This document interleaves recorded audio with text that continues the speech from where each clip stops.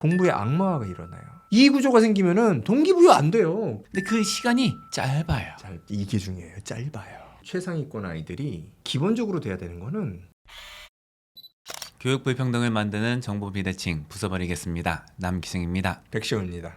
대치동에서도 최상위권, 전교 1등 이런 아이들은 도대체 어떤 공부의 동기부여를 받고 있냐, 이거에 대해서 말씀을 드릴 건데요. 일단 관련해서 말씀드리고 싶은 건 뭐냐면은 최근에 EBS 다큐를 하나 봤습니다. 공부 불안에 관련된 것이었는데요. 여기 보면은 학군지에 살면서 공부 때문에 굉장히 불안해하고 스트레스를 굉장히 많이 받으면서 학원에 많이 의존하는 이런 아이들이 나와요. 그래서 많이들 이런 영상을 보면은 야, 학군지 애들, 특히 대치동 아이들 참 불쌍하다, 이렇게 생각하실 것 같은데요. 저희가 봐왔던 진짜 공부를 잘하는 전교 1등 같은 아이들은 사실은 이렇지가 않다는, 그럼 대체 어떤 차이가 있길래 그렇게 많은 공부를 하면서도 뭐 별로 불행하지가 않냐에 대해서 말씀을 드리는 시간이 될 것입니다. 사례를 통해서 시작해보면 좋을 것 같아요. 네. 제가 지금 지도하고 있는 우리 남스 클래스에 어떤 아이가 있는데 전교 1등이에요. 네. 그 친구가 어떻게 공부에 동기를 부여받냐, 평소 공부랑 시험기간 공부가 좀 달라요. 평소 공부는 뭘로 하냐, 의미와 재미로 합니다. 재미가 있어서 공부를 하는 거예요. 상당 부분은. 이 친구가 좋아하는 과목이 뭐냐, 수학, 과학이에요. 왜 좋아하냐, 과학은 이 세상에서 벌어지고 있는 일들에 대해서 더 잘 이해할 수 있게 해주니까 좋다. 수학도 같은 맥락인데 딱딱 들어맞는 이런 느낌이 너무나 정갈하고 좋아서 좋다, 이거예요. 그 공부의 동기부여를 이 공부 자체에서 찾는 거예요. 학 과목 자체에서. 그리고 지적인 호기심을 충족할 수 있다는 거예요. 평소 공부도 야, 나는 이 전교 1등은 놓치지 않을 거야, 이렇게 공부하냐? 절대 아니에요. 그냥 따라온 결과물일 뿐이에요. 그렇죠. 배우는 게 의미가 있다, 배우는 거 자체가 즐겁고 이거는 정말 가치 있고 이게 있어요. 이 가치라는 말씀이 중요한 거예요. 공부를 좀 잘하는 아이들, 흥미가 있는 아이들도 더 재밌는 건 많습니다. 더 자극적이고 더 짜릿하고 더 즐거움을 주는 것들은 더 있어요. 다 있어요, 이런 아이들도. 하지만 이 가치에서는 차이가 나요. 친구랑 뭐 떠들고 재밌게 놀고 뭐 하는 것보다는 내가 공부하고 책 읽고 이렇게 지적 능력을 향상시키는 거에 가치가 더 있다라고 생각을 합니다. 어떻게 보면은 상당수 분들은 야, 이상적인 얘기를 하고 있네, 이렇게 생각할 수 있을 것 같은데 이게 현실적인 거예요. 예전에 가르쳤던 전교 1등 하는 아이들을 봐도 마찬가지예요. 근데 모든 과목의 그 의의를 다 이 친구들이 습득하고 공감하냐? 그렇지는 않아요, 일반적으로. 그러니까 평소 공부는 자기가 공감되는 거, 의미가 있다고 생각하는 걸 중심으로 공부하는데 공부의 특징이 이거죠. 지식이 다 연결이 돼 있어요. 그래서 그거를 깊게 파다 보면은 다른 학문이랑도 접점이 있거든요. 연결이 돼요. 그래서 보편적인 상식이 많아요. 그러니까 어떤 과목을 공부하든 간에 수월해요. 이해가 빨라요. 나는 전에는 재미를 좀 못 느꼈던 학문인데 이것도 나름 의의가 있구나, 이렇게 연결이 되면서 하면서 그 의미를 발견하는 영역을 점점 넓혀가는 거예요. 요게 특징이다. 근데 아까 말씀하셨을 때 그 학생이 시험 기간은 약간 포커스가 달라진다 말씀하셨잖아요. 모든 과목을 다 그 학문의 의의를 다 공감하고 이러진 않으니까 시험 때는 이거는 아직 내가 의미를 잘 모르겠어, 이 학 과목의 의미를 내가 받아들이지 못했는데 뭔가 있을 거야. 시험 기간 때는 그거를 좀 참고 하는 거예요. 근데 그 시간이 짧아요. 이게 중요해요. 짧아요. 참고 하는 공부는 오래 못한다는 거를 이 친구들이 알고 있어요. 그래서 참고 해서 하는 흔히 말하는 시험 공부 있잖아요. 그거는 길게 안 가져가요. 3주 이상 이렇게 가져가는 경우가 좀 드물더라고요. 여태까지 봤던 경우를 보면은 그 시간을 짧게 해서 이렇게 좀 힘들지만 꾸역꾸역 참고 하는 거는 상한을 두는 거예요. 이게 방법이다. 맞아요. 그리고 이 재밌는 건 뭐냐면은 공부를 잘하는데 명시적인 목표를 잘 안 가져요. 그러니까 무슨 과목은 몇 등을 하고 몇 점 이상 나와야겠다라는 거를 잘 안 가져요. 가졌어도 그걸 꼭 이뤄야 되고 그걸 위해서 막 희생을 해야 된다, 이런 생각을 안 가져요. 근데 이게 아니라 거꾸로면은 이거 점수가 이렇게 되니까 그걸 위해서는 나의 가라 너의, 이런 생각 안 합니다. 선우를 좀 선택하셨으면 좋겠어요. 최상위권 아이들이 기본적으로 돼야 되는 거는 불행하면 안 돼요. 불안하면 안 되고 아이들이 행복 지수가 높은 아이들이에요. 그런 아이들이 공부를 잘해요. 첫 번째로 해야 될 것은 안정되고 일정 부분 행복감을 느끼는 상태를 만들어 주시는 게 첫 번째라고 봐요. 그 다음에 공부를 잘하든 다른 걸 할 수가 있는 거지. 불안하거나 아니면은 피곤하거나 힘들거나 이게 심각한 아이들은 공부를 잘하는 아이들이 없어요. 이런 생각을 가지면은 공부할 때 동기부여에 독이 된다 네. 하는 게 있을 것 같아요. 많은 수의 경우에 공부는 스트레스를 불러일으키는 거야. 안 좋은 거. 그래서 공라벨, 공부랑 라이프의 밸런스가 중요하다. 공라벨 얘기하기 시작하잖아요. 그러면 동기부여는 이제 끝났다고 보시면 돼요. 왜냐하면 공부가 있고 삶이 있어요. 분리가 돼요. 삶은 좋은 것이고 공부는 안 좋은 거예요. 공부에 악마화가 일어나요. 그 구도가 그렇습니다. 자, 밸런스를 이뤄야 되니까 공부는 줄이고 삶은 좋으니까 삶을 늘려야 돼. 삶은 좋은 거야. 공부는 안 좋은 거야. 이 구조가 생기면은 동기부여 안 돼요. 그래서 이 굉장히 중요한 포인트 말씀 주신 것 같아요. 공라벨 구도를 아이한테 주입시키는 말을 하지 않아야 된다. 저희 공부 진짜 잘한다는 애들 보잖아요. 네. 그 친구들 중에 공부랑 라이프를 떼서 완전히 분리시켜갖고 나는 이제 공부 이게 많이 했으니까 이제 내가 하고 싶은 거 내 라이프를 즐겨야 돼. 이렇게 완전히 분리시켜서 하는 애들 중에 공부 잘하는 애들을 못 본 것 같아요. 즉 삶의 즐거움과 공부가 많이 이 겹칠수록 공부 잘할 가능성이 높아지는 거예요. 그러면 이걸 어떻게 해야 되겠어요?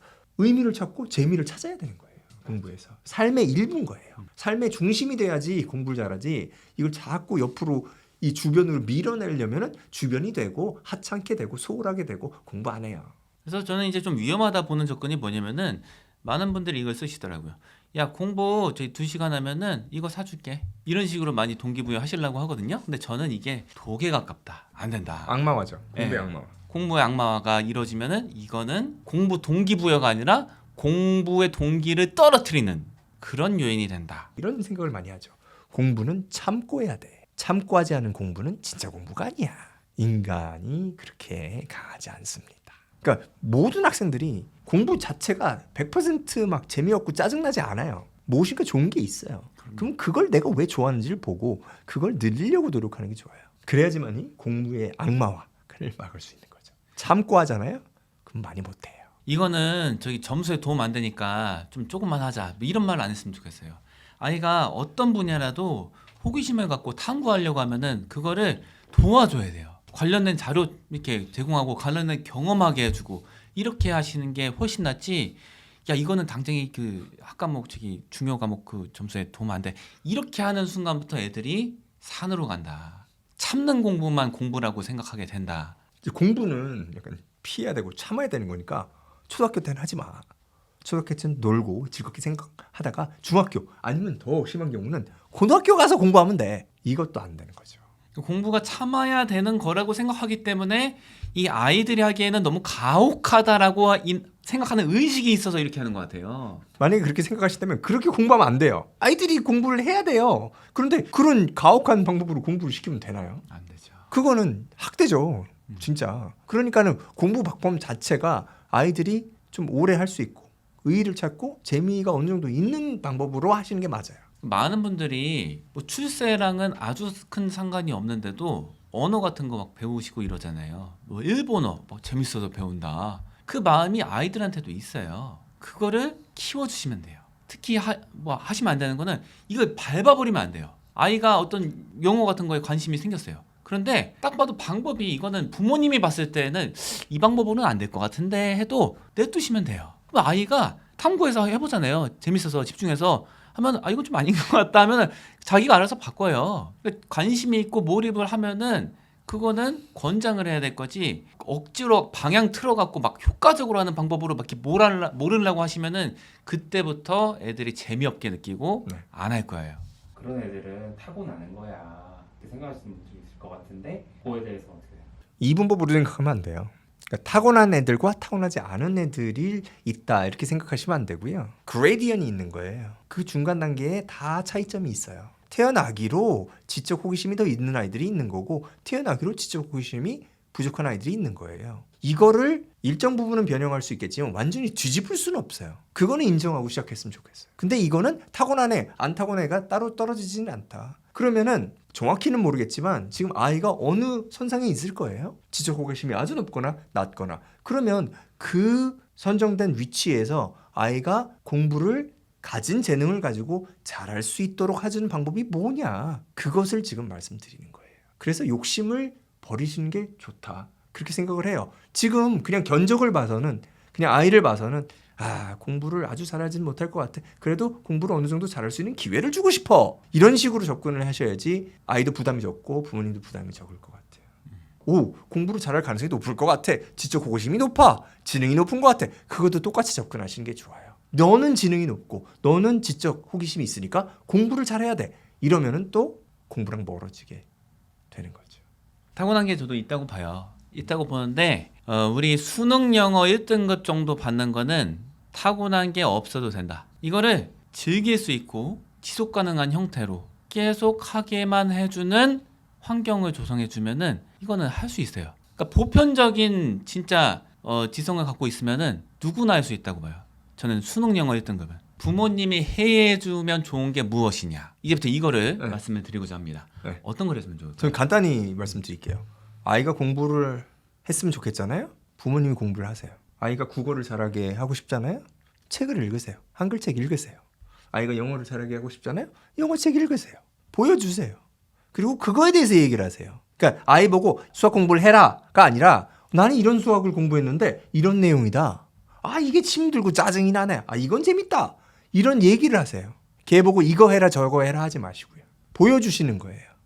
공부는 이런 거구나. 공부를 이렇게 하는 거구나. 지금 특별히 뭐 공부를 꼭 해야 될 상황이 아닌 것 같은데 부모님이 이렇게 공부를 하시는구나. 저는 이거보다 좋은 방법이 없다고 봐요. 그냥 공부해라 한마디보다 이거 하는 게 나아요.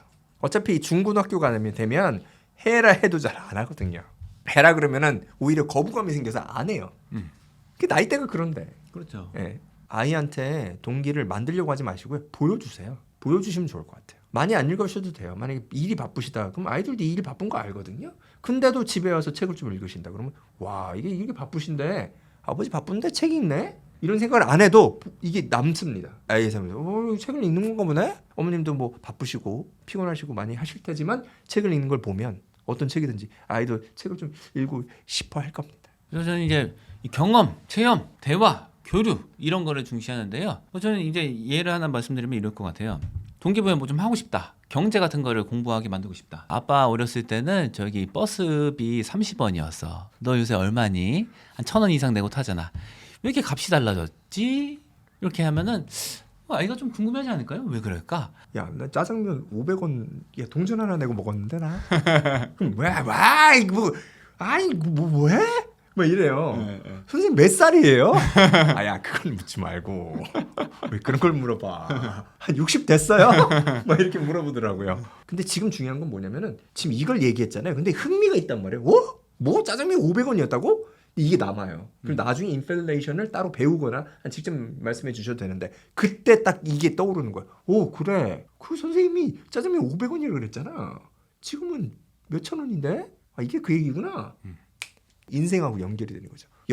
예전에 있던 얘기랑 지금 공부하는 게 연결이 돼서 공부의 의미를 부여하게 되는 거죠. 이런 걸 많이 해주시면은 이 여러 개 버전이 있죠. 네. 뭐 인플레이션도 그렇고 음악 같은 것도 그렇고 미술도 그렇고 다 매력이 있거든요. 이 삶의 많은 것들. 적어도 부모님이 매력을 느끼시는 부분이 있을 거예요. 네. 그것만이라도 진짜 진심 어리게 아이한테 네. 말씀해 주시면은 아이들이 관심을 가져야 하는 부분이 있고 네. 공감하는 부분이 있어요. 거기서 시작된다. 맞아요. 그걸 많이 같이 해주시면 돼요. 많이 같이 체험하고 네. 이야기해 주시고 그 탐구해보고 같이 찾아보고 이렇게 하다 보면은 여기 재밌구나 느끼거든요. 그러니까 아이가 느끼는 거는 저는 이렇게 느끼는데 그 전에는 뭐야 하다가 이렇게 어머니나 아버지는 이거 재밌어 하네 이렇게 받아들여요.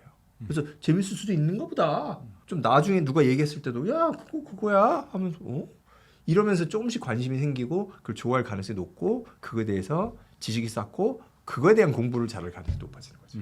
전 동기부여에 있어서 굉장히 중요한 것 중에 하나가 뭐라고 보냐면은 기초를 알려주는 거라 생각해요. 많은 수의 경우에 학과목 자체에서 큰 의미를 재미를 못 발견하는 게 이해가 안 돼서 그래요. 네. 이해가 되면은 재미있는 과목들이 엄청 많잖아요. 네. 수학도 아예 기초가 안 돼 있는데 갑자기 어려운 거 배우는 학원에 막 보내버리잖아요. 그럼 이해가 안 되니까 재밌을 리가 없잖아요. 이해가 불가능하면은 재미가 없거든요. 점수를 따기 위해서 공부를 해라. 이거는 지속 가능성이 좀 많이 떨어져요. 오래 못 해요. 왜 그러냐? 매 순간순간에 체감하는 게 아니에요. 매 순간순간 내가 보고 있는 거는, 내가 접하는 거는 이 내용물이란 말이에요. 그 과목에. 내용물의 의미를 발견하려면 내용물이 파악이 돼야 돼요. 근데 이게 안 되면 어떻게 의미를 발견해요? 내용물이 파악이 되려면 뭐예요? 이 내용물이 전제로 요구하고 있는 지식을 갖고 있어야 돼요. 예를 들어서 말씀드리면 이런 거예요. 이 외국어 습득 이론 중에 대가가 그 스티븐 크래션 요 분이세요. 네. 요 분이 말씀하신 것 중에 핵심적인 것 중에 하나가 뭐냐면은 그 comprehensible input이라는 거거든요. 네. 이해가 되는 인풋을 집어넣어라. 이거를 제일 잘 구현하는 게 쉬운 책 읽기예요. 네. 이게 왜 가장 효과적이라고 말씀을 하시냐? 저는 이렇게 봐요. 이해가 되니까 재밌어. 네. 재미가 있으니까 어떤 의미인지 알겠어. 그러니까 comprehensible input의 이 그 핵심은 동기부여랑도 굉장히 맞물려 있다고 봐요. 많은 수의 경우에 실수하시는 게 AR 지수 높여야겠지. 우리 뭐 어려운 텍스트를 대비해야 되니까 TOEFL 공부해야겠지. 초등학생인데. 이렇게 해서 그거를 이제 들이미시는데 그거는 incomprehensible input이거든요. 이해가 안 되는 인풋이에요. 요거를 통해서 재미를 느끼는 확률이 굉장히 낮다 이거예요. 그래서 지속 가능성이 현저하게 떨어진다. 재미가 있고 아이가 의미를 계속 발견하면서 이걸 지속 가능하게 만들려면은 이해가 돼야 된다. 저는 이게 동기부여랑 굉장히 밀접한 관련이 있다고 보고 이게 잘 되기 때문에 동기부여가 잘 되기 때문에 아이들이 어린 나이에 우리 지지배라면 코너를 보면은 사연 보면은 원서를 6,000권씩 읽었다고 하잖아요. 네. 6,000권은 어떻게 읽었으니까? 그 많은 책을 강제로 시켜서 읽었을까? 참아가면서 지금은 5,500한 권이야. 이건 불가능해요. 참으면서 공부하는 거는 도저히 절대로 이 경제에 이를 수가 없어요. 6,000권을 읽을 수 있었던 거는 comprehensible input이었으니까. 그래서 부모님도 같이 읽으라고 하는 거예요. 부모님도 리딩 레벨이 있을 거 아니에요. 대부분은 그럴 것 같아요. 그러면은 아이들한테 그 SR 지수 높이는 식 어려운 책 던져주는 것처럼 스스로 해보세요. 그러면 바로 느낌이 와요. 아 이거는 좀 안 되겠다. 네. 아 이거 나는 지금 요 레벨이니까 요 레벨 비슷한 거 계속 읽어야겠다. 이런 마음이 드실 거예요. 그러면은 아이도 똑같다고 보시면 돼요. 품사, 문장 성분 이런 거 많이 강조하잖아요. 이런 이유 중에 하나가 뭐냐면은 요것도 약간은 문법 세계로 치면은 모든 것을 이해할 수 있게 만드는 기본 도구예요. 이게 돼 있으면은 문법 이론들이 의미가 생기게 돼요. 나름 재밌어요.